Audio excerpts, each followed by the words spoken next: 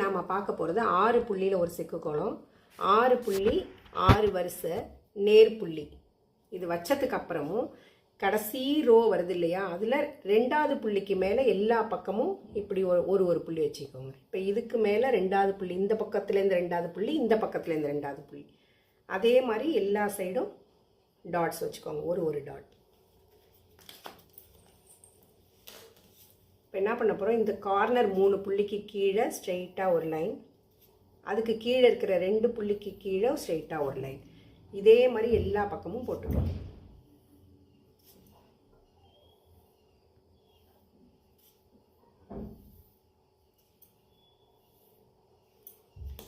இப்போ இந்த first line போட்டோம் இல்லையா 3 புள்ளிக்கு நேராக, அதை இப்படி மடக்கி இப்படி கீழே கொண்டு வந்து இப்படி நிப்பாட்டிக்கலாம். உள் பக்கமாக திருப்புங்க, உள் பக்கமாக திருப்பி இப்படி கீழே கொண்டு வந்து இப்படி நிப்பாட்டிக்கலாம்.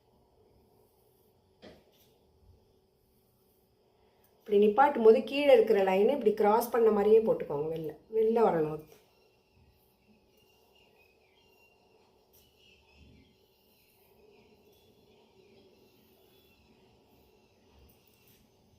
இப்படி இருந்தால் தான் இந்த பக்கம் ஒரு இன்ட்டு இந்த பக்கம் ஒரு இன்ட்டு மாதிரி இருக்குல்லையா, இதை அப்படியே வளைச்சி இந்த பக்கம் ஆப்போசிட் சைடாக அப்படியே ஜாயின் பண்ண வேண்டியதுதான்.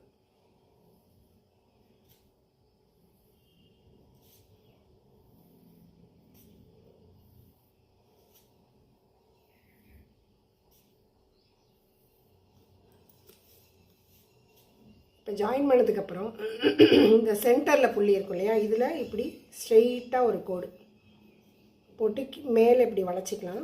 கீழே இந்த கோடு நல்லா கீழே இறங்குற மாதிரி போட்டுக்கோங்க.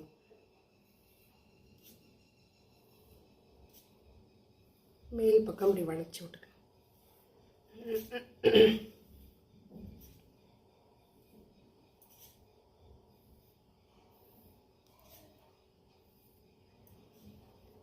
இப்போ இந்த கோடை இறக்குனதுக்கு கீழே 2 புள்ளி இருக்கும் இல்லையா, இதை இப்படி கிராஸ் பண்ணி ஒரு லைன் போட்டுக்கலாம். இது வந்து இந்த லைனுக்கு கீழே இப்படி இறங்கணும்.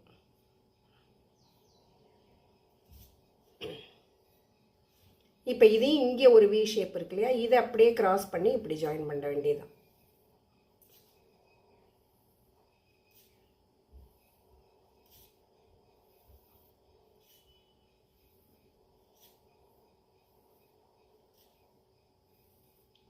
இப்போ சென்டரில் 4 புள்ளி இருக்கும்.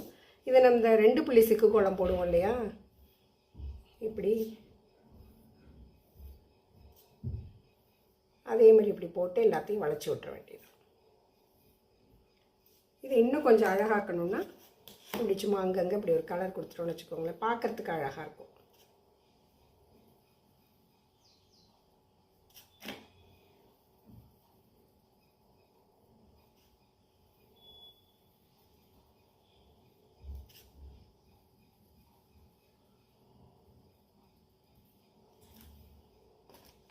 அவ்வளோதான்.